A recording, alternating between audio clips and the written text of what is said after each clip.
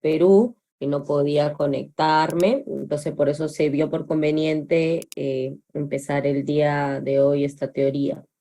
Entonces vamos a dar inicio, sí, voy a detener el video. Me dicen por favor si se ve bien.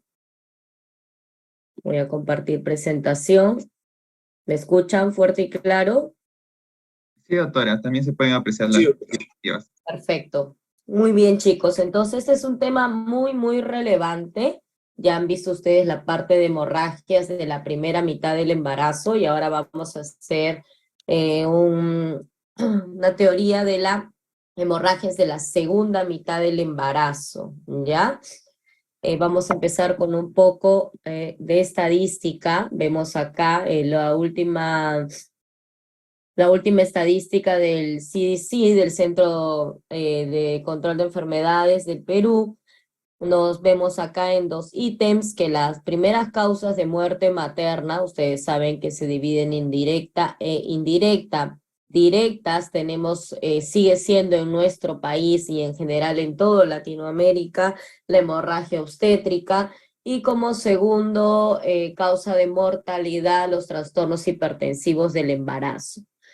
Eh, a nivel mundial se invierte esto y los trastornos hipertensivos del embarazo, que también ya han llevado la clase, eh, encabezan la lista, ¿no?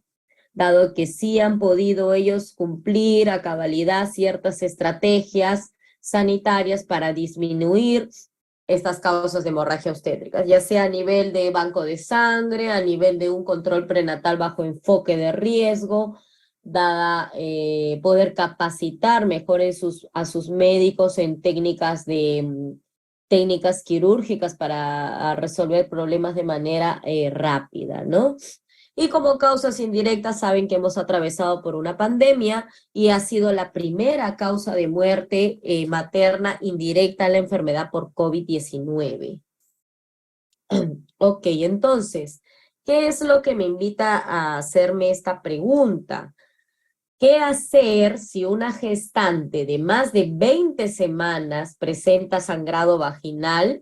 Obviamente pongo acá el punto de corte, 20 semanas. ¿Por qué? Porque menos de 20 semanas todavía se considera hemorragia de la primera mitad del embarazo, que ya lo han visto ustedes, ¿no? Y es otro tipo de etiología. Entonces, más de 20 semanas es hemorragia de la segunda mitad. Entonces, normalmente viene una paciente a la emergencia que refiere que está sangrando, algunas refieren que está perdiendo líquido, otras pacientes pueden referir que tienen mucho dolor y ahí viene el diagnóstico diferencial. Es por eso que ustedes tienen que conocer estas 4 patologías que vamos a presentar ahora para que puedan evaluar y según los factores de riesgo puedan determinar qué enfermedad es la que está teniendo la paciente. Entonces, lo primero que debo hacer, tengo que realizar en la emergencia, porque estas pacientes normalmente llegan por emergencia a cualquier hora, tengo que hacer una evaluación rápida del estado general de la paciente y del feto. Una anamnesis muy rápida, enfocándome en factores de riesgos, tratando de identificar la causa de sangrado, hacer una evaluación, el examen físico, ver cómo está, si la paciente está hemodinámicamente estable. Eso es lo primero. Es diferente atender a una paciente que me dice que está sangrando, que viene lote, que viene por sus propios medios, que me cuenta qué está sucediendo, a atender a una paciente que puede llegar a la unidad de shock trauma, gestante más de 20 semanas, soporosa, que no me da información o que fue encontrada en la vía pública con sangrado genital excesivo. Entonces, lo primero que que tengo que hacer es valorar esto de manera rápida. Luego, siempre en obstetricia va a primar la salud materna. La salud fetal lamentablemente pasa a un segundo plano. Siempre nos vamos a enfocar en rescatar, en salvaguardar la vida de la madre. Ya una muerte materna es algo catastrófico. Entonces, obviamente va a ser nuestro mejor arma y va a ser mucho mejor si salvamos a ambos.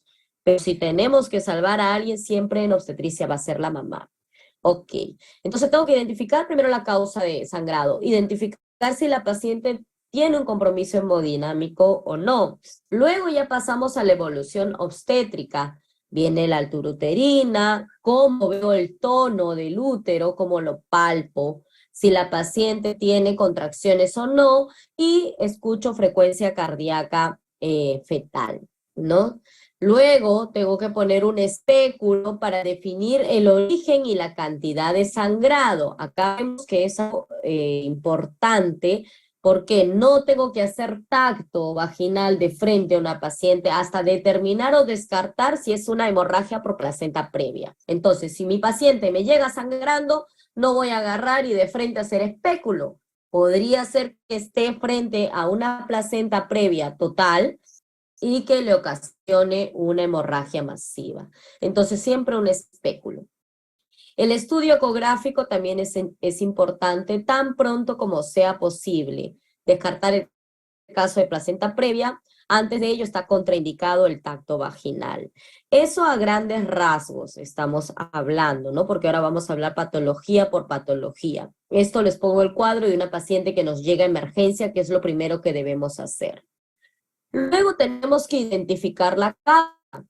Ese sangrado es de vulva, de repente tiene varices la paciente, de repente tiene una lesión, una úlcera, algo que está sangrando y está manchando su truza y no viene del útero, es de un desgarro, de repente una paciente que tuvo alguna relación sexual reciente y tuvo un desgarro y pensamos nosotros que sangrado es a nivel de útero y en realidad es a nivel de paredes vaginales.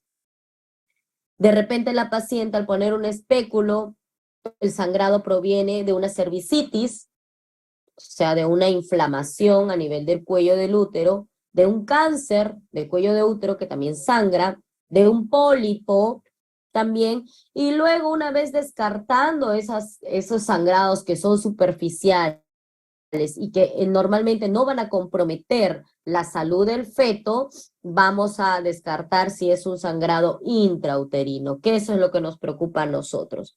Es placenta previa a la que me estoy enfrentando, es un desprendimiento prematuro de placenta, es un DPP, es una rotura uterina, es una rotura de vasa previa, lo vamos a ir viendo.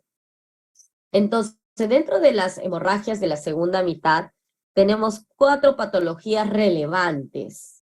Placenta previa, DPP, rotura uterina y rotura de vasa previa.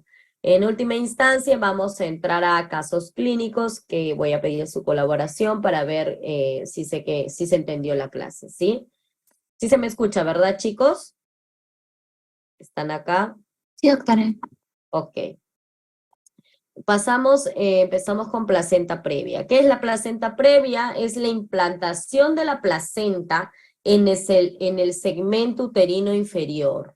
Como ven acá en la imagen, recubre el cérvix o cerca de él, pudiendo llegar a anteponerse delante de la presentación fetal. Entonces, una implantación de la placenta baja en el segmento uterino, en esa zona inferior. Acá vemos un corte macroscópico, ¿no? Ok. Entonces, la placenta previa es la primera causa, dentro de todas las hemorragias, es la primera causa de morbimortalidad materno-fetal y es la más frecuente, ¿ya? Para esto nosotros es la competencia de ustedes identificar factores de riesgo. ¿Qué factores de riesgo yo tengo que saber para poder decir, esta paciente, como la estoy evaluando, tiene un riesgo elevado de placenta previa? ¿Cuáles son estos? Primero, la gran multiparidad. Pacientes que se embarazan frecuentemente, ya sea que terminen un embarazo o que tengan un legrado, es un riesgo. ¿Por qué? Porque cada embarazo que uno tiene y cada implantación que se da frecuentemente, este óvulo fecundado va a buscar una parte del útero que esté desprovista de lesiones. Porque cada vez que se implanta un bebé y que nace, una vez implantado, la placenta se forma alrededor de él. Y cuando se expulsa, deja una cicatriz. Eso es el primer embarazo. El segundo embarazo, ¿qué va a buscar? Va a venir el blastocisto, se va a implantar y va a buscar la zona que esté menos llena de cicatrices para que pueda crecer de manera sana. Entonces, así sucesivamente, cada embarazo se va a ir implantando de manera diferente, lo más lejano a la cicatriz. ¿Por qué? Porque va a querer tener una zona que esté limpia, que pueda oxigenarse bien. Entonces, a más hijos, esos cicatrices van quedando frecuentemente en la zona normal que se implantan, que es el cuerpo del útero, y cuando quiere implantarse, ya que en el útero tantas cicatrices, va a implantarse en la zona del segmento inferior, que es una zona de implantación patológica. Y entonces, ¿qué va a suceder? La placenta va a crecer alrededor de él y vamos a tener el diagnóstico de placenta previa. Entonces, esa es la causa que por qué en una gran multípara se da la placenta previa.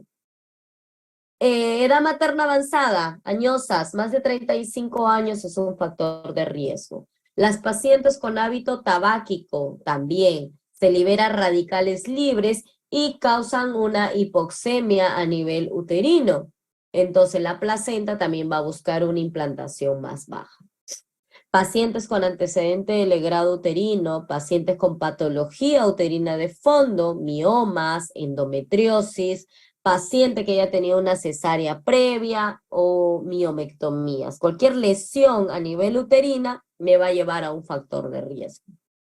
Pacientes que se embarazan cercanamente, ¿no? En periodo intergenésico corto, menos de 18 meses, placentas grandes, que ya es algo genético, y pacientes que tengan tumores uterinos. Esos son los factores de riesgo más relevantes en placenta previa. Entonces vamos a la clínica. ¿Qué es lo característico? El sangrado. Pero es un sangrado, ¿qué tipo? Insidioso, no es un sangrado agudo de frente, es un sangrado indoloro, no duele, es un sangrado continuo y puede tener cantidad variable dependiendo si es una placenta previa total o parcial. La paciente puede llegar en anemia o shock, sobre todo si este sangrado es continuo y abundante. Y el bebé, por la misma localización que les puse acá en la imagen, no va a adoptar la clásica presentación cefálica, porque va a tener acá un impedimento, que es la placenta. Normalmente el bebé va a buscar su comodidad y va a tener una distosia de situación, o sea, va a ser un feto transverso o va a ser un feto empelviano.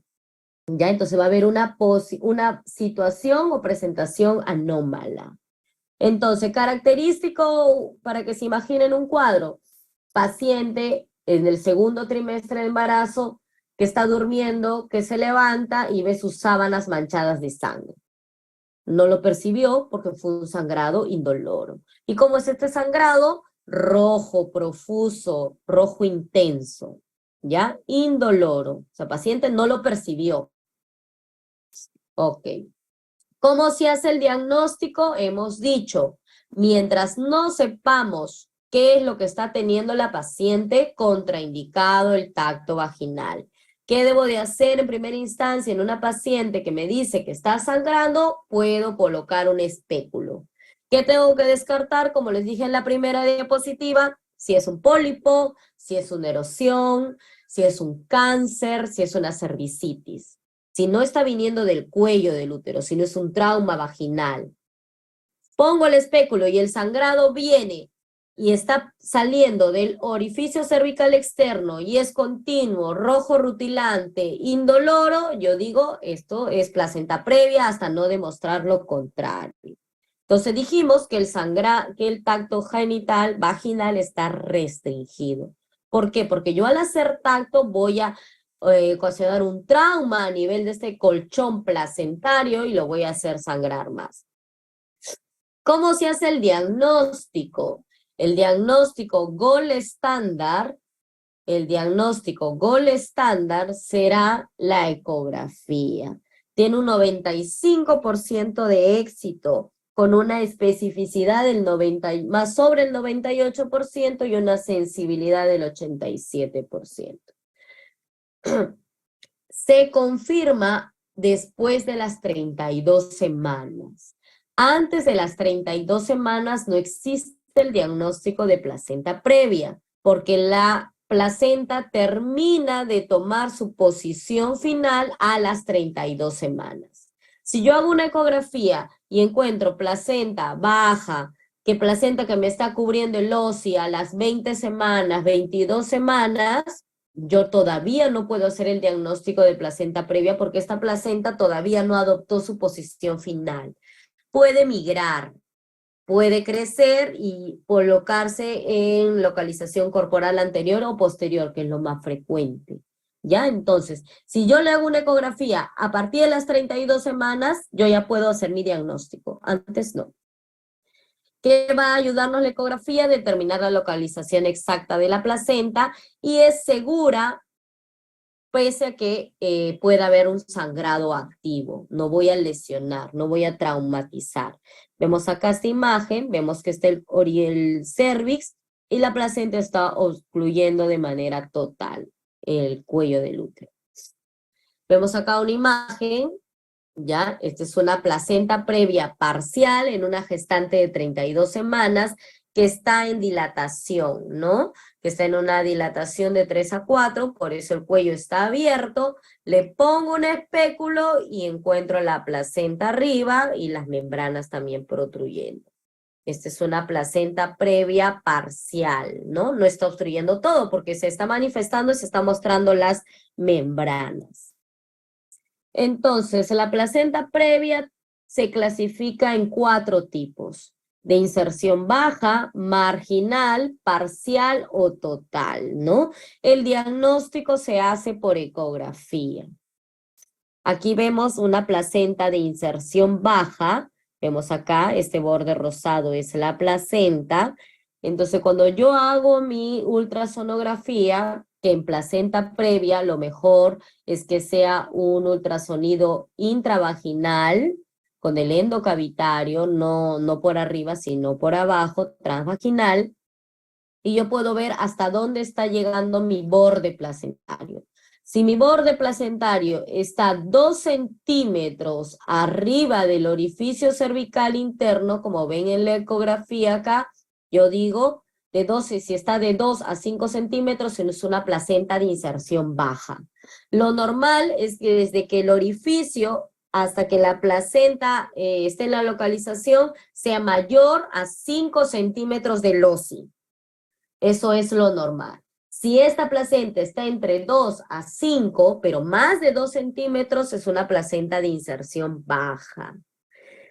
Si es una placenta que está entre 0 y 2 centímetros del OSI, hablo que es una placenta marginal. De 0 a 2 centímetros del OSI, o sea, no lo tapa. Está de 0 a 2 centímetros, es una placenta previa tipo marginal. Placenta oclusiva parcial. Llega al orificio, lo cubre, pero no en su totalidad. Es una oclusiva parcial. Vamos acá, el rosado es la placenta. Y oclusiva total recubre todo el orificio cervical interno. Hace lo que se llama un overlap, ¿ya? Encima de todo el orificio. Entonces, vemos acá, total, cubre todo el orificio, parcial, cubre el orificio, pero no en su totalidad, marginal, entre 0 a 2 centímetros, y inserción baja entre 2 a 5 centímetros, ¿ya? Esa clasificación sí o sí tienen que saberla. No pueden dejar de conocerla y de aprenderla. Ok, entonces el tratamiento lo he dividido así porque está condicionado por varios factores. Primero, el tratamiento va a estar condicionado en primera instancia por la severidad del sangrado. Es diferente, como les digo, recibir a una paciente en unidad de shock trauma con un sangrado masivo a recibir a una paciente que tiene sangrado tipo spotting vaginal poco a poco. Está condicionado también a la edad gestacional. Es diferente tratar una placenta previa total que ya está a término, que puedo terminar el embarazo más de 37 semanas, a una placenta previa total que es un bebé todavía lejos del término, ¿no? El tratamiento debe estar orientado a prevenir el shock hipovolémico. O sea, ¿qué debería de hacer? Paciente reposo absoluto, paciente abstinencia sexual, para evitar que esos esfuerzos que haga al caminar o al pararse, echarse, pueda desencadenar más sangrado. Entonces lo prevengo haciendo un reposo absoluto. Prevenir el parto pretérmino. ¿Qué hacer? Si es una placenta previa, que es un sangrado mínimo, pero que eso me está ocasionando contracciones, ¿qué debería hacer? Tocolizar hasta que por lo menos el pulmón esté maduro por 48 horas, ¿no? Con su corticoide. Y mejorar las condiciones para el feto. ¿Por qué? Porque es diferente yo hacer mi diagnóstico de placenta previa total en el Hospital 2 de Mayo, en el Hospital Rebagliati, que sé que la voy a internar a mi paciente, va a estar en hospitalización, tengo incubadora, hacer mi diagnóstico de placenta previa total, lejos, donde estoy haciendo mi serum, en Chumbivilcas, donde me queda a 6 horas el primer establecimiento de salud con hospitalización y que pueden llevar o pueden tratar a esta paciente. Entonces yo tengo que ver, ¿no? Si estoy en un lugar lejano, tengo que tratar en lo posible de referir a mi paciente hasta que llegue a un lugar donde tenga mejor condición para la recepción del feto. Vigilar la actividad uterina del dolor y del sangrado vaginal, ¿no? Por eso les dije, reposo, tocólisis si es necesario, porque ese sangrado a la paciente le va a empezar a irritar, va a empezar a irritarse el útero. Tocolizar hasta que por lo menos el pulmón esté maduro. Obviamente no tocolizo un sangrado masivo. Si es un sangrado masivo, tengo que terminar el embarazo. ¿Qué hago en ese interín mientras vigilo el feto, la actividad uterina y el sangrado? Tengo que tomar mis muestras para depósito de sangre, saber qué grupo sanguíneo y factor es la mamá. Si tengo que transfundir, transfundo. Si me tengo que ir a banco de sangre, decir a sus familiares que donen sangre porque es una paciente que va a sangrar en el interín del parto o de la cesárea, que es lo más frecuente en una placenta previa, tiene que tener ya su depósito de sangre. ¿Ok? Toda paciente con sangrado vaginal secundario a placenta previa tiene que ser hospitalizada. Tengo que tener un monitoreo constante de signos vitales y frecuencia cardíaca fetal en forma continua. Ojo que esto no quiere decir que mi paciente que mancha unas gotitas y que recién tiene 25 semanas la voy a hospitalizar por 15 semanas más hasta que dé a luz. Ha habido casos que hay pacientes que se tienen que quedar hospitalizadas 3 meses, pero la mayoría de los casos es una placenta previa que sangra mínimo, que se le pide a la paciente que haga reposo en casa absoluto, que identifique los signos de alarma, que tenga un plan de contingencia, que si se presenta un sangrado mayor a lo habitual que está teniendo, de repente que son microsangrados, que mancha un poquito la truza, pueda tener la logística de llegar de manera inmediata al hospital. De llegar de manera inmediata al hospital. Ok. El tratamiento entonces, ¿puede ser parto vaginal? Sí puede ser. ¿En qué tipo de placentas previas? En la placenta previa tipo marginal y de inserción baja. Solo en esos dos tipos, no las que son oclusivas. Pero tiene una tasa de éxito de hasta un 69% solamente. Podemos dar un chance de parto vaginal porque obviamente la cabeza, la placenta no está cubriendo el orificio, el bebé podría hacer sus movimientos cardinales de manera adecuada y poder salir. Pero obviamente es un parto que tiene que estar monitorizado 100%, porque no vaya a ser que se presente un sangrado masivo y tenga que entrar a sala de operaciones y pueda afectar la frecuencia cardíaca fetal. Cesárea, y parto vaginal, obviamente si el bienestar materno fetal lo permite, ¿no? Cesárea en casos de placenta previa total y parcial, y debe ser una cesárea electiva programada a las 38 semanas, ¿ya? A las 38 semanas. ¿Por qué no después? Porque después tiene gran posibilidad de que arranque trabajo de parto, que empiece contracciones, y al tener esas contracciones va a querer dilatar la paciente. Y al dilatar, ¿qué va a suceder? Va a sangrar la placenta previa. Entonces, una cirugía electiva programada. Y cesárea y histerectomía va a depender de la cantidad del sangrado y si se controla o no la hemorragia. También en casos de acretismo placentario, que es una patología frecuente o es una patología que puede presentarse en pacientes con placenta previa, ¿ya? Entonces, el acretismo placentario no es parte del sílabus, pero sí lo tienen que conocer. ¿Qué es? Es una inserción anormal de la placenta, total o parcial, con ausencia de deciduo basal. Entre el útero y la placenta se forma una membrana. Esta membrana se empieza a formar a partir de las 12 semanas, que es la conocida como la membrana de Nitabuch, ¿ya? Esta membrana de Nitabuch, o también deciduo basal, tiene que estar íntegra. ¿Qué va a suceder? Va a ocasionar una separación entre las paredes del útero y la inserción placentaria. Para que se pueda dar el alumbramiento, la placenta pueda deslizarse y pueda salir de manera habitual. ¿Qué pasa si esta membrana de Nitabuch tiene alguna imperfección? Empiezan los problemas de acretismo, la inserción anormal. ¿Y qué tipos de acretismo placentario hay? El acretismo, incretismo y percretismo. Acretismo, la placenta se inserta a nivel de miometrio, mas no lo penetra. En el incretismo se inserta en las paredes del miometrio y lo penetra, como ven acá en la imagen. Y en el percretismo inserta las paredes del miometrio, lo penetra y va más allá. Y puede pegarse a la vejiga, puede pegarse a los intestinos. Y esto es por una inserción anormal. ¿Qué factores de riesgo o qué pacientes me pueden tener esta alteración de la deciduo basal o membrana de Nitabuch? Pacientes con cesáreas previas, no solo cesáreas, sino pacientes que han tenido miomectomías o alguna cirugía uterina por alguna malformación mulleriana. Paciente que curse una gestación actual con placenta previa y que sea cesárea anterior.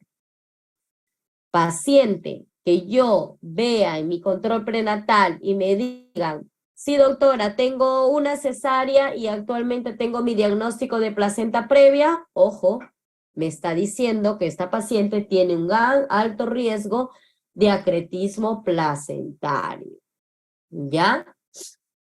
Más aún, se va a duplicar o triplicar este riesgo de acretismo mientras más cesáreas haya tenido la paciente. Es diferente que me venga una paciente a mi control con una sola cesárea y que tenga una placenta previa total, a que me venga una paciente con 4 cesáreas anteriores más placenta previa total. El riesgo se va a triplicar o cuadruplicar dependiendo también de las cesáreas. ¿Y cuándo lo voy a diagnosticar? Puedo hacer el diagnóstico bajo ecografía, ya cuando yo diagnostico que mi paciente tenga estos factores de riesgo que le estoy diciendo, o si no lo pude diagnosticar por ecografía, porque tiene que hacerlo un personal capacitado, cuando sucede el alumbramiento, no sale la placenta. ¿Cuánto tiempo? 30 minutos si no estoy utilizando oxitóxicos, o más de 15 minutos si estoy utilizando oxitóxicos. Entonces, al momento de yo jalar, hacer la tracción, como la maniobra de Baran-Andrews, para extraer mi placenta, no se desprende. no se desprende, entonces es un acretismo placentario. Y al no desprenderse y de repente yo desconocer esta patología y forzar esto de extraer la placenta, la paciente se va a desangrar. Y el tratamiento único del acretismo es histerectomía. No hay otra manera de tratar.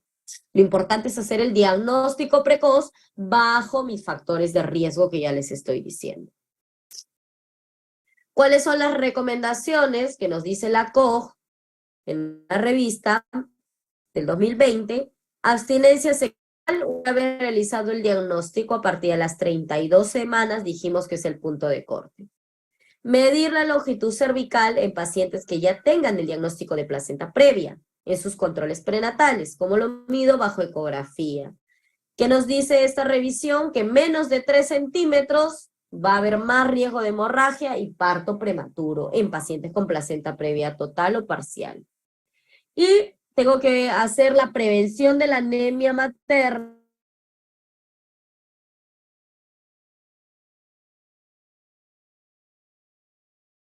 que va a sangrar y que puede hacerme una anemia fetal. Muy bien. Eso con respecto a los puntos y los tópicos más importantes de placenta previa. ¿Alguna pregunta para pasar al siguiente punto? ¿Alguien le quedó alguna duda o quiere que repita algo? Chicos, ¿me escuchan? Doctora, una pregunta. Dime. ¿La placenta previa oclusiva es de 0 a 2 o de 0 De solamente? 0. De 0 a 2 es la marginal. Ah, ok. No. Cuando es de 0 a menos 2, digamos, o cuando ya pasó el OSI. Cuando ya recubrió el OSI, pero no en su totalidad, es oclusiva parcial. Marginal es que llega al borde del OSI, pero no lo traspasa y está a menos de 2 centímetros del OSI. Ese es marginal. Y de 2 a 5 centímetros es de inserción baja.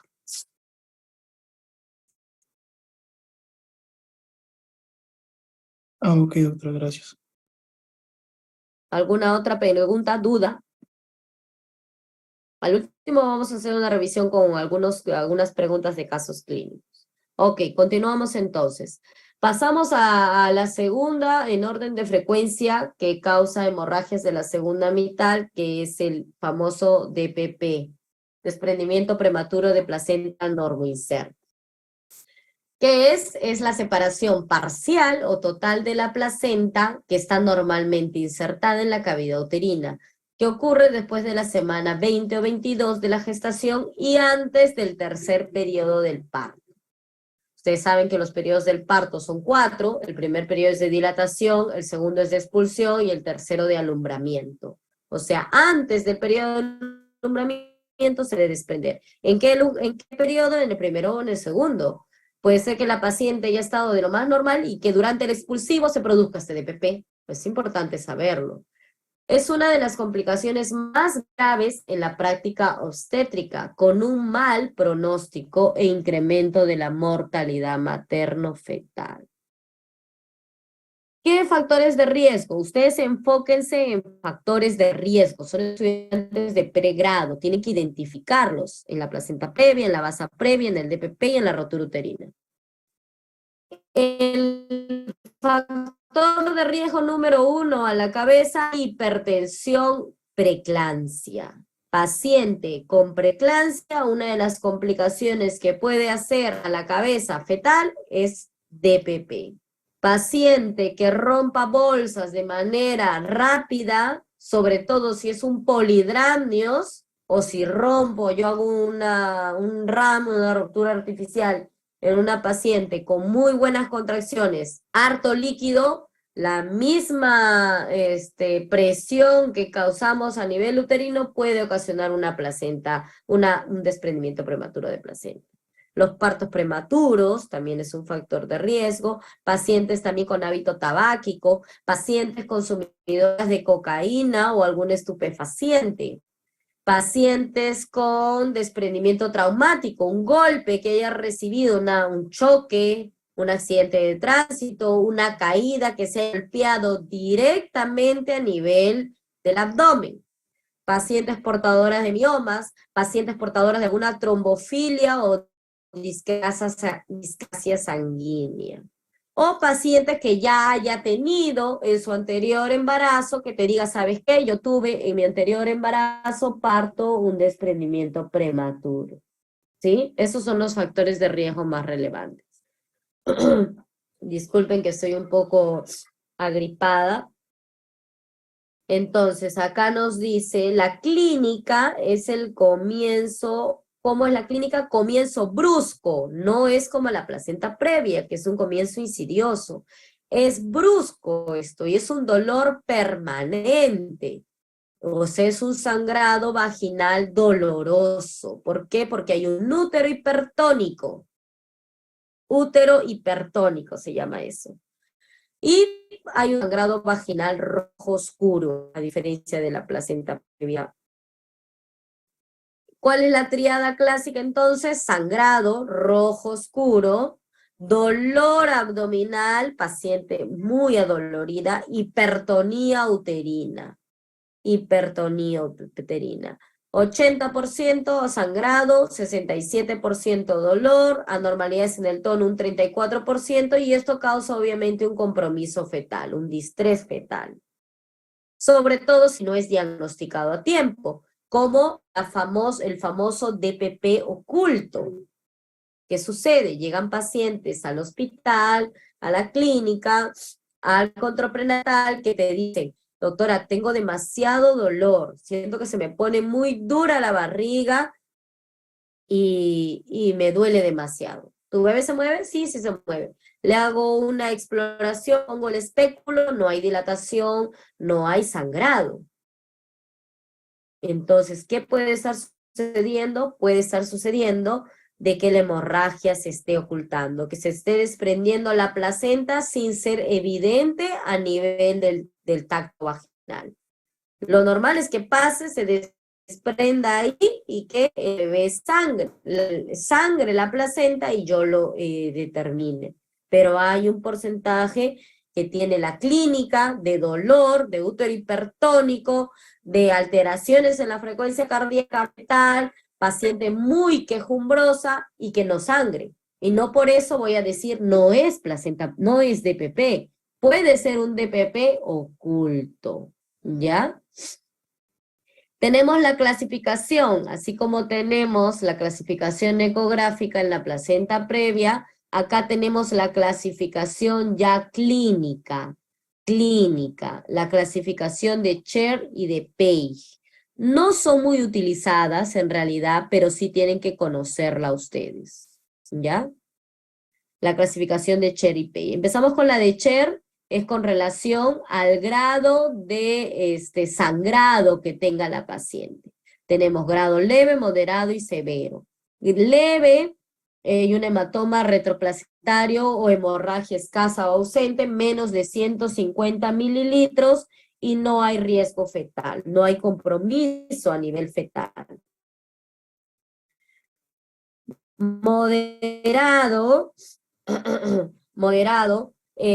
cuando hay un sangrado entre 150 a 500 mililitros, hay metrorragia de parto, o sea, hay sangrado rojo oscuro, hay alteración en la frecuencia cardíaca fetal, hay inestabilidad hemodinámica materna y se asocia a una mortalidad perinatal elevada.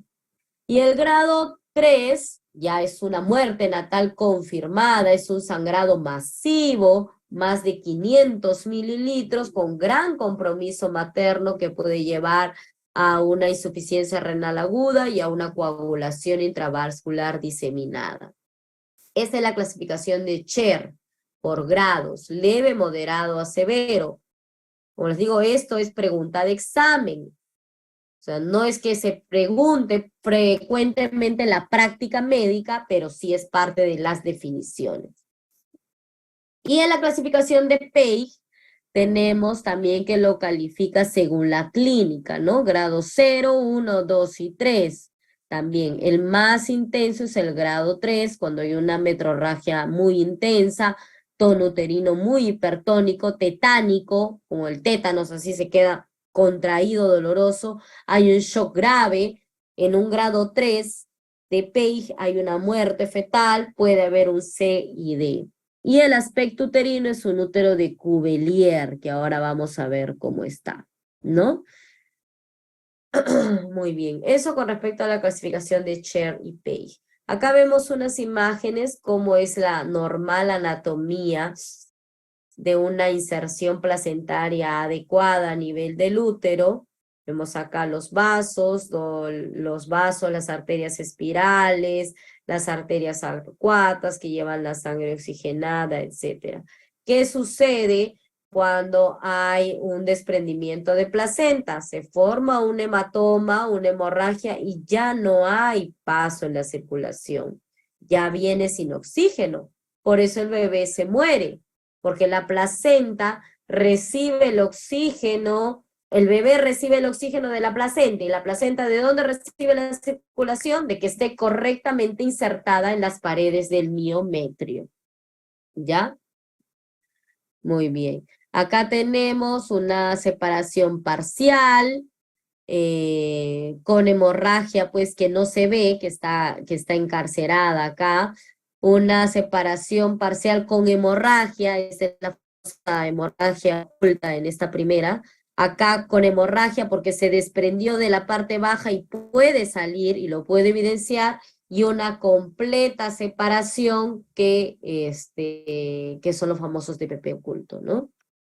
¿Cómo se hace el diagnóstico? El diagnóstico en un gran porcentaje, en un 90%, va a ser clínico, pero obviamente esta clínica se va a dar en los procesos agudos, cuando está en una clasificación de PEIG de moderado a severo. Más bien puede haber o puede formarse un DPP inicial, un DPP leve, que no tenga mucha clínica y que se va a poder diagnosticar también por ecografía. Son los famosos hematomas retroplacentarios silenciosos, ¿ya? Entonces, que son mucho más frecuentes que los que dan clínica aguda, ¿no? Puede ser que la paciente te haya dicho, he tenido un poco de dolor, se limitó, o sabes que estaba con mi hijito de 5 años y estaba saltando y justo me saltó y con su rodilla me dio en la barriga, en una gestante que tiene 30 semanas, tienes que hacerle una ecografía. ¿Por qué? Porque se puede empezar a formar un DPP leve. Muchos de los DPP leves se limitan si no causa una afectación materno-fetal y queda ahí, no hacemos nada. Pero si progresa moderado o severo, ahí viene la emergencia. Vemos acá una imagen ecográfica que se le realizó a la paciente y se ve el hematoma retroplacentario. Pero esto es uno grande, prácticamente que se ha desprendido toda la placenta, ¿no? Se ha perdido la interfaz entre el útero y la placenta. Todo esto está lleno de coágulos. Posiblemente este bebé ya esté muerto, pues tiene un sufrimiento fetal agudo. ¿Qué exámenes auxiliares aparte nos ayudan? Ya hemos dicho que el diagnóstico es eminentemente clínico en fase moderada y severa. Y en pacientes que ya yo tengo el diagnóstico de DPP o intuyo que es un DPP, ¿qué tengo que ver? Tengo que dosar perfil de coagulación. El DPP consume factores de coagulación hasta que se puede evacuar el útero. ¿Qué sucede si yo tengo un DPP moderado o severo? El bebé ya está óbito de repente, porque ya pues es un DPP moderado y yo digo, ay, voy a iniciarle maduración cervical para que expulse el producto vía vaginal. En 8 horas de DPP ya instaurado, se empieza a consumir factores de coagulación y la paciente empieza a hacer una hipofibrinogenemia marcada. Y esta hipofibrinogenemia, si yo no me doy cuenta, si no evacúo rápidamente el útero, me va a llevar a consumir estos factores de coagulación y la paciente me va a hacer un CID.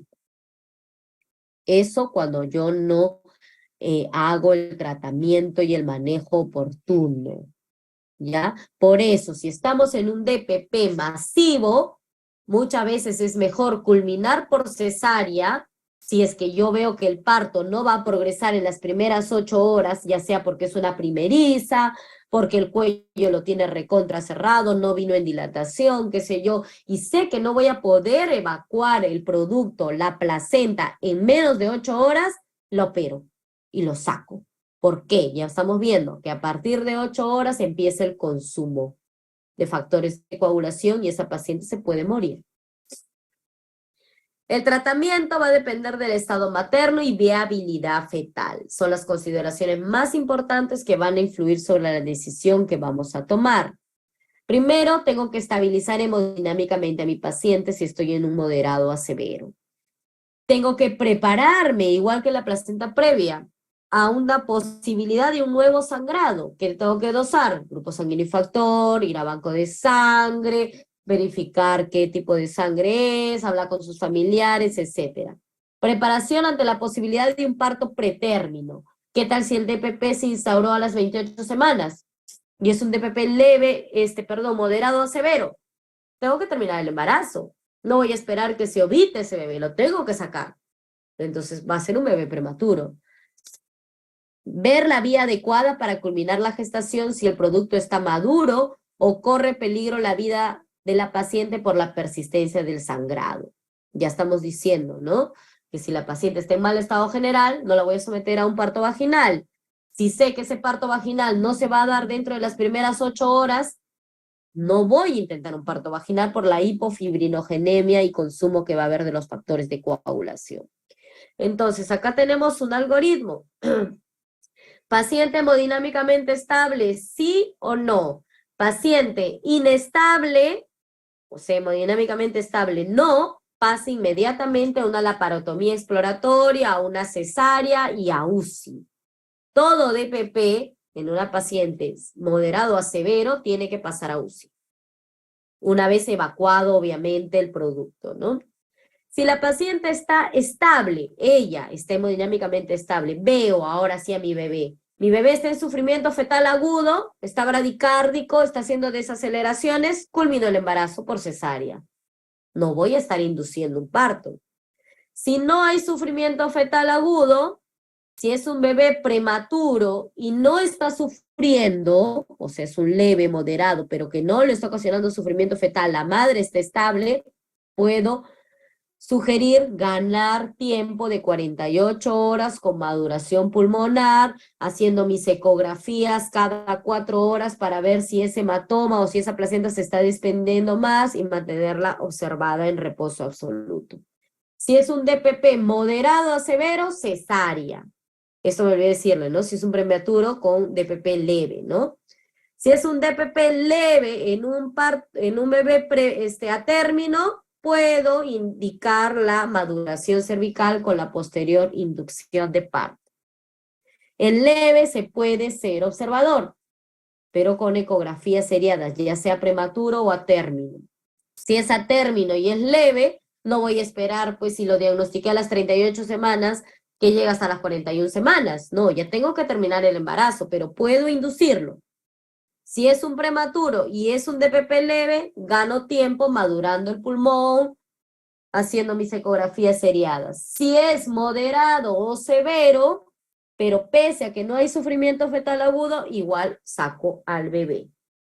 Así sea prematuro, ¿sí? Porque ya hemos dicho que va a empezar a consumir factores de coagulación. Entonces, ¿qué tengo que hacer frente a un DPP? Aparte de todo el algoritmo que hemos dicho, tengo que hacer un monitoreo frecuente de la materno-fetal, manejo para evitar el shock hipovolémico. Toda paciente que me está sangrando en la segunda mitad del embarazo, siempre colocar doble vía periférica. Doble vía, porque yo no sé si esa placenta previa que me está sangrando como gotitas, a las 3 horas me va a sangrar como un charco. Yo no sé si ese DPP que está leve o que está moderado se vuelva severo en 1 hora.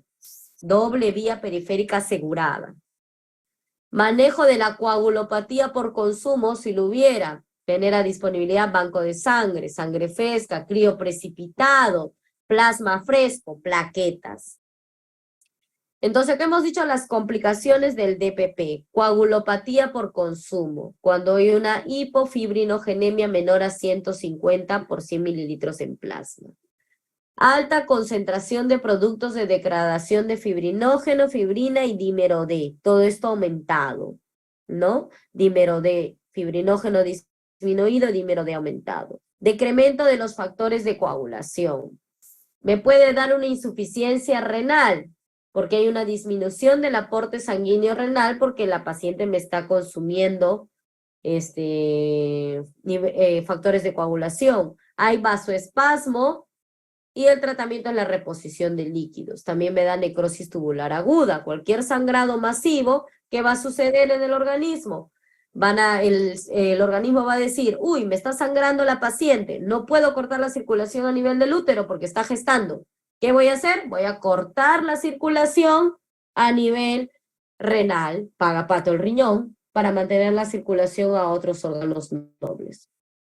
Y como complicación también el famoso útero de Cuvier, que les mencioné hace unos instantes, que es la apoplejía uteroplacentaria.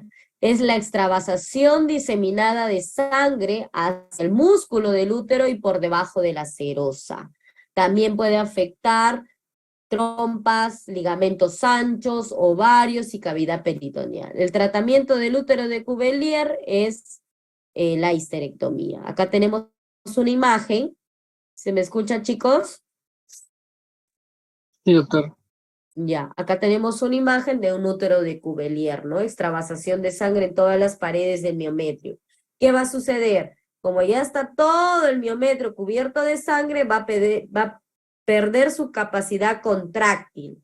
Entonces ese útero ya no me sirve, no me va a contraer. Lo tengo que sacar. Obviamente hay úteros de Cuvier que son infiltrados mínimos, pero en este caso está infiltrado todo. Es una foto real. Está infiltrado todo, entonces no va a ceder o no se va a contraer. Y mientras ustedes saben que el útero no se contraiga, la paciente va a estar en hemorragia. El diagnóstico también es anatomopatológico, que se presenta la presencia de un coágulo retroplacentario, ¿no? Miren, acá están los coágulos, la placenta, y acá están los coágulos en el corte. Muy bien. ¿Alguna pregunta de DPP? De desprendimiento prematuro de placenta, para pasar a la parte de rotura uterina. ¿Alguien tiene alguna duda? Doctora, en cuanto a los factores de riesgo, usted mencionó la preeclampsia. ¿Solo será preeclampsia o también serían los otros factores hipertensivos como la hipertensión gestacional o la hipertensión crónica? Cualquier trastorno hipertensivo del embarazo, más frecuente la preeclampsia, pero si es una hipertensa crónica, una hipertensa gestacional, también me puede dar DPP, pero encabezando la lista la preeclampsia. Bien, doctora, gracias. Ok. Seguimos entonces. Tercera causa, rotura uterina. Es la completa separación del miometrio con o sin expulsión de las partes fetales en la cavidad peritoneal y requiere de una cesárea de emergencia o laparotomía. ¿Ya? Es una complicación durante el parto asociada a muy elevada mortalidad materno-fetal. Hay una incidencia de 1 en 1000 partos. ¿En qué pacientes se da más frecuentemente la rotura uterina? En pacientes que ya tienen una cesárea previa y que son sometidas a parto vaginal. De 1 de 1000 pacientes puede suceder, o sea, 0.1%.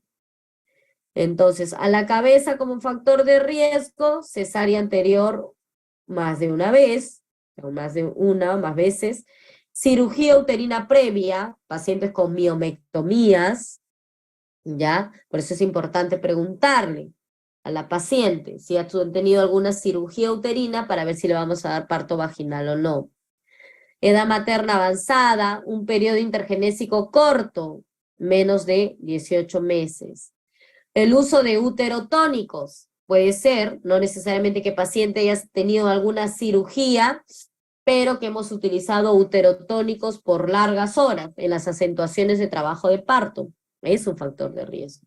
Pacientes obesas, en pacientes que han tenido rotura uterina previa y en productos macrosómicos. Sobre todo que estoy induciendo o que estoy dejando este chance de parto vaginal a bebés que no tengo bien valorado mi ponderado fetal, puede ocasionar una rotura uterina. O sea, conclusión, no solo se va a romper el útero en pacientes que tienen cirugías previas del útero, sino que miren todos los que se pueden romper, macrosómicos, uterotónicos, obesas, maniobras sin taparto, como cuál, la famosa maniobra de Christeller. Por eso viene la clasificación por etiopatogenia, cuando es espontánea, cuando es por traumatismo o cuando es iatrogénica. Iatrogénica hablamos de las maniobras de Christeller, ¿no?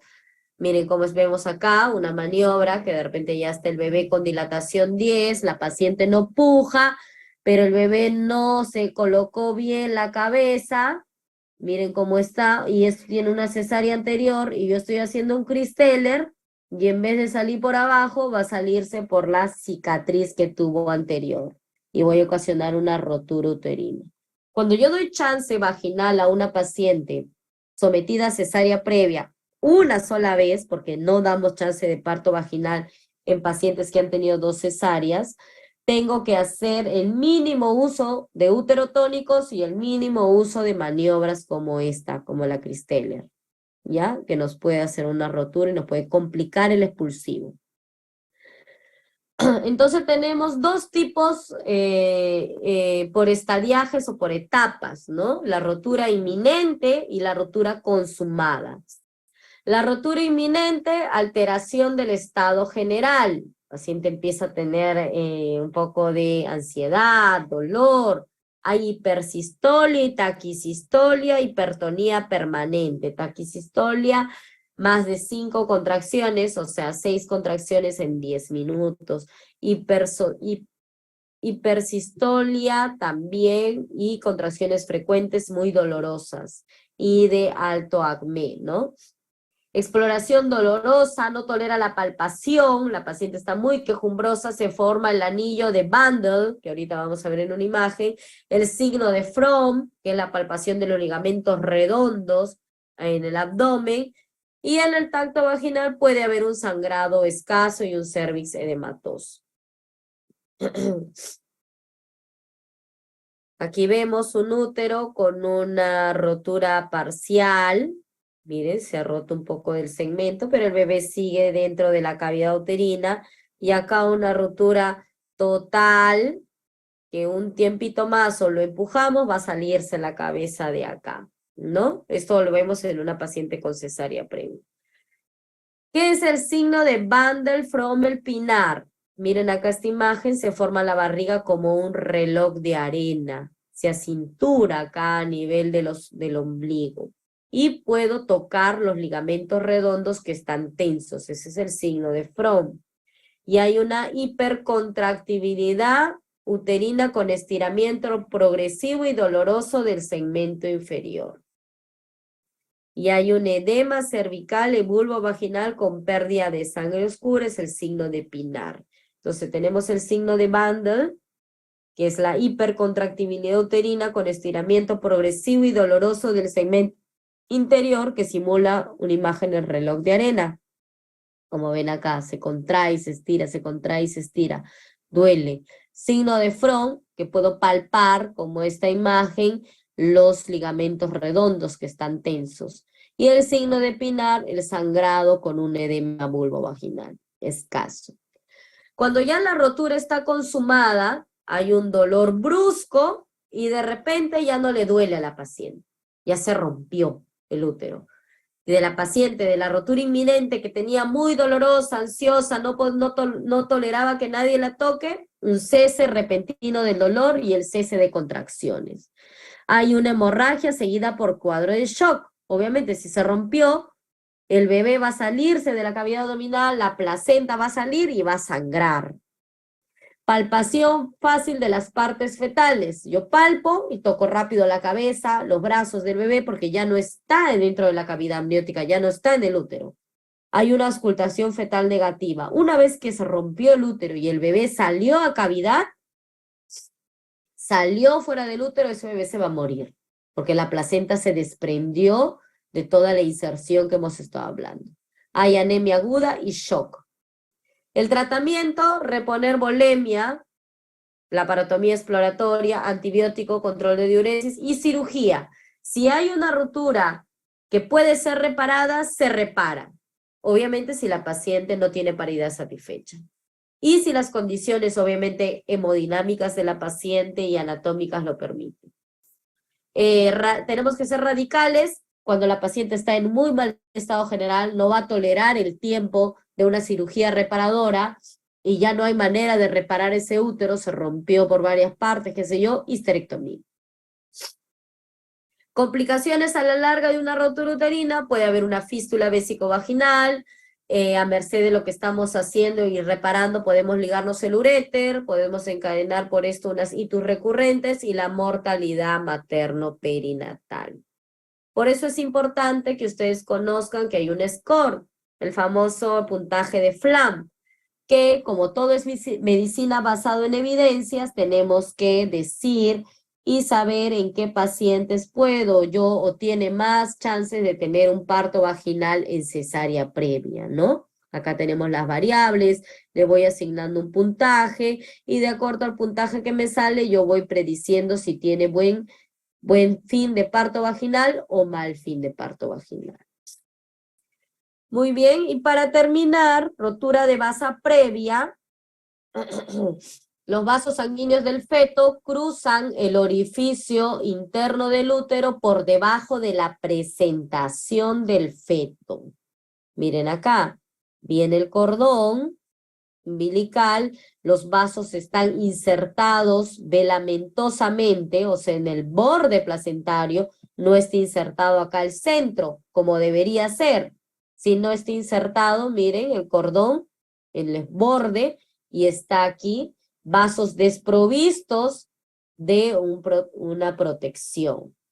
Entonces, estos vasos fetales quedan desprotegidos, vulnerables a la rotura y desgarros. Entonces, ¿qué sucede acá? Miren los vasos, cordón umbilical insertado anormalmente en la placenta, sin estar recubierto de la famosa gelatina de Wharton, que lo protege a los vasos fetales, se inserta en la zona del ombligo, pero y vienen delante de la presentación. Entonces, cuando sucede esto, yo voy a tener acá una paciente que va a sangrar, ¿no? Que si le hago un tacto genital en esos vasos, va a sangrar. Va a sangrar. Puedo romper bolsas y sangra también, sangra. Se da en 1 de cada 2.500 embarazos y hay una mortalidad en un 60%. Perdónenme un ratito. Aló. Ok, me cortaron. Muy bien, entonces como ven la imagen, vemos acá que los vasos están desprovistos y desprotegidos. Denme un segundito. Hola, un favor, estoy dando una charla. Avísame por WhatsApp, te llamo en unos 10 minutitos. Ok, entonces aquí hablamos de vasa previa. Quedan vulnerables a sangrados o a roturas. Y entonces el sangrado va a ser de origen fetal. Hola, te dejé un mensajito por WhatsApp. Estoy dando una conferencia ahorita. Te devuelvo la llamada en 5 minutos. ¿Me hablas por WhatsApp, por favor? Gracias. Ok, entonces 1 de cada 2.500 embarazos. Vemos acá cómo está esta imagen, la inserción velamentosa del cordón, desprovisto de la gelatina de Wharton. Factores de riesgo en esta paciente. Factores de riesgo que pueden desencadenar vasa previa. Gestación gemelar monocoriónica, que comparten una sola placenta. Embarazos con técnicas de reproducción asistidas y anomalías de la inserción placentaria. Esos son los factores de riesgo que están estudiados en vasa previa. Clínica, sufrimiento fetal agudo. ¿Por qué? Porque lo que está sangrando son los vasos del feto, no es el útero. Todavía cuando sangre el útero me da un chance de poder esperar, soportar a la mamá, compensarle, entrar a sala. Pero si ya me está sangrando el cordón umbilical, que es lo que va a llevarle toda la oxigenación del feto, es como si a mí me sangrara como adulto la aorta, no me queda mucho tiempo, me voy a morir. Entonces, ¿cuál es la clínica? Sufrimiento fetal agudo. Si yo hago una rotura de bolsa sin saber que este bebé viene con vasa previa, el líquido que va a salir va a ser un líquido sanguinolento, porque se está rompiendo los vasos del bebé.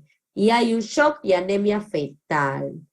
Son los síntomas de sufrimiento fetal agudo, muy mal pronóstico. ¿Cómo se hace el diagnóstico? Se puede hacer durante el trabajo de parto, pero durante el trabajo de parto va a ser algo aparatoso y lo ideal es que sea por ecografía, ¿no? Miren acá, veo la imagen que voy a mirar, que los vasos están delante de la presentación fetal. Hago mi imagen, mi Doppler, y veo que los vasos del bebé están afuera, están bordeando la presentación y están bordeando la placenta. ¿Qué voy a hacer si sucede eso? Hago mi diagnóstico de vasa previa y voy a programar esa cesárea. No voy a intentar un parto vaginal, no voy a esperar que solito empiece contracción y se rompan esos vasos. Por lo menos tengo que programarla cuando siquiera llegar a las 34 semanas que el bebé está maduro. Por lo menos el pulmón. Muy bien. Eso, chicos, referente a todo lo que es hemorragias de la segunda mitad. Vamos a ver acá unos casos clínicos. Son unas 10 preguntitas. ¿Están acá todavía? Creo que 2:40 ya tienen otra clase, me dijo su delegado. ¿Verdad? Sí, doctora. Ok, entonces vamos a hacer las preguntas rapidito. 1 minuto por pregunta. Lo voy a leer y si pueden contestar o en su mente como hacer un ejercicio, lo hacen, ¿ya? Dice acá, mujer de 25 años de edad,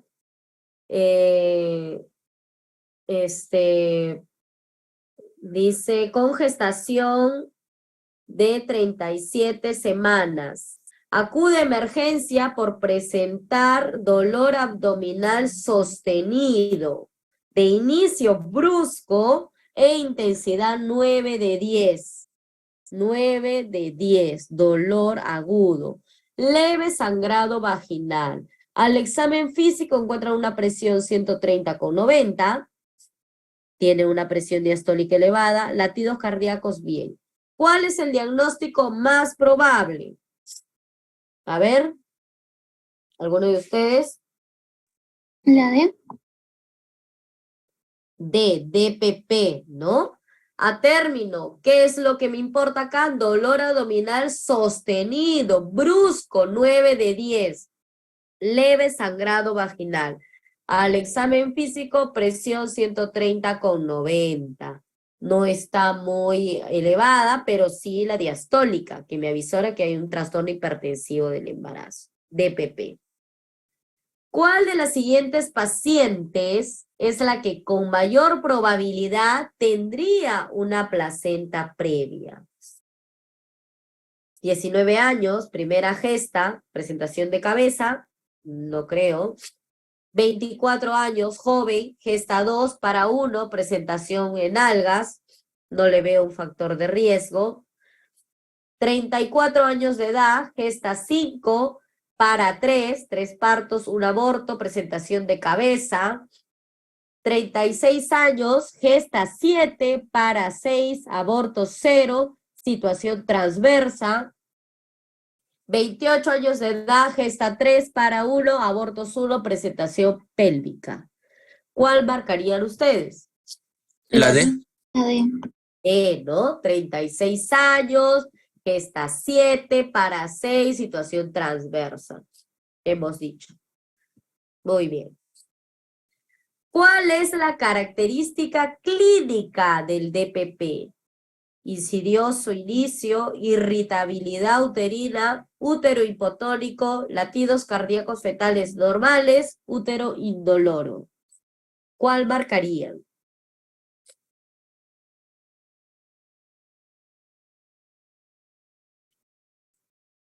La A. Inicio insidioso. Dijimos que el DPP tenía un inicio brusco. A ver, en el chat están poniendo B. Irritabilidad uterina. Muy bien. Útero irritable. También te pueden poner como útero hipertónico, útero leñoso. ¿Ya? Esto es lo principal. Irritabilidad o hipertonía uterina. El útero de Cuvier, que hemos mencionado, la famosa apoplejía uterina en el DPP. ¿Qué tiene como complicación? Atonía, aumento de la incidencia de histerectomía, consumo de fibrinógeno en grandes cantidades, trastorno de coagulación, todas las anteriores. ¿Qué marcan? Todas, por supuesto, ¿no? Tiene todas estas complicaciones el útero de Cuvier. Dijimos que es un útero, como hay extravasación de sangre, no se va a contraer.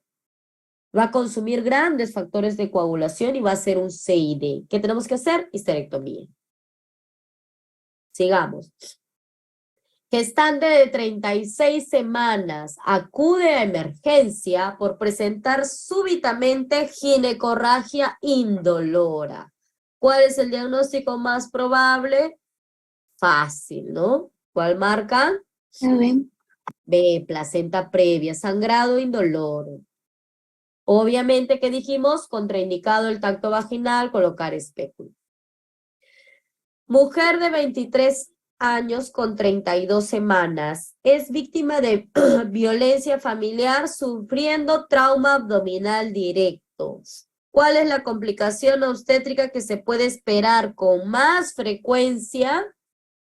Si tiene un trauma directo a nivel del abdomen, les hice el ejemplo del niño que le golpea sin querer a su mamá la barriga y se forma un hematoma, que podría ser un... Chicos, La C. Así C, un DPP, ¿no? Asociado a trauma directo. Dijimos que el trauma abdominal directo junto con la preeclampsia y el consumo de cocaína, esos tres son los más frecuentes para DPP. Mujer casada de 35 años de edad, gesta 4 para 3, aborto 0. Ahora está en la semana 36. Presenta hemorragia vaginal copiosa sin dolor, 2 horas antes de su ingreso al hospital. A la exploración física, el útero es blando y no doloroso, la frecuencia es 140. El vértice está flotando y no hay evidencia de hemorragia o signos de membranas rotas en ese momento. Los signos vitales maternos son estables. ¿Cuál de las siguientes constituye el diagnóstico más probable? Cáncer, placenta previa, DPP, vasos previos, hematuria. Si yo no sé bien lo que es vasos previos o rotura de vasa previa, que les digo que hay un compromiso fetal bien marcado, sufrimiento fetal, podría marcar esto. Porque también es un sangrado indoloro, rojo rutilante, pero ¿cuál es la diferencia entre placenta previa? De que el bebé hace un sufrimiento fetal agudo porque hay un sangrado de él, de sus vasos de él. Entonces, en este caso es una placenta previa. Gestante de 37 semanas que acude a emergencia por dolor abdominal intenso, palidez marcada en piel, presión 80-50, frecuencia cardíaca 130, frecuencia respiratoria 20, latidos no audibles. A la palpación del abdomen se palpa partes fetales. ¿Cuál es el diagnóstico? Ruptura uterina. Ruptura uterina, ¿no? Se palpa partes fetales, no escucho latidos, paciente en shock. ¿Qué le habrá pasado? Habrá tenido una complicación, se rompió, ¿no? Primigesta de 23 años de edad con 37 semanas de gestación. Ingresa a la emergencia con sangrado vaginal rojo rutilante sin dolor. No obstante, la frecuencia cardíaca fetal se mantiene en 150. ¿Qué procedimiento va a indicar usted? Examen digital del cervix, test no estresante, inducción de trabajo de parto, voy a romper bolsas, voy a hacer una ultrasonografía. ¿qué voy a hacer? ¿No? Voy a hacer una ultrasonografía hasta demostrar que no es placenta previa. ¿Cuál de las siguientes situaciones está contraindicada la exploración vaginal durante el embarazo? Cáncer de cuello, gonorrea, prolapso, placenta previa, parto activo con membranas rotas. Obviamente porque estamos viendo el tema de placenta previa, van a marcar placenta previa. Pero de repente en el ENAN que ya no están viendo este tema, les va a entrar la duda. No se olviden, contraindicado el tacto vaginal en placenta previa. Gestante de 38 años, cesariana anterior 3 veces, con diagnóstico actual de placenta previa, porque es gestante. ¿Cuál es la patología asociada más frecuente? Distocia funicular, acretismo, basa previa, ruptura uterina, RPM. ¿Cuáles vamos a marcar? Acretismo, ¿ya? Ok, muy bien. He tratado de hacer lo más sencillo que he podido, chicos, la parte teórica, para que se pueda entender, ¿sí? Entonces, con estos casos estamos reforzando, porque esos son el tipo de preguntas que les van a realizar. ¿Alguna duda? ¿Alguna otra pregunta? ¿O algún aporte de alguno de ustedes? Me dicen, porque ya creo que tienen su otra clase. Chicos, ¿nada? Disculpe. Todo claro, doctora. Resfriado. Ok, ¿todo claro entonces? Muy bien. Esas son las preguntas tipo que se van a realizar. Entonces es cuestión de que ustedes sepan identificar bien sus factores de riesgo, sepan saber su clínica y sepan qué examen se le va a hacer a la paciente.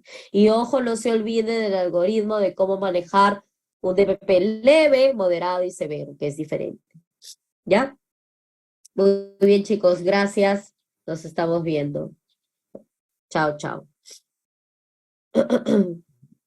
Gracias, doctora.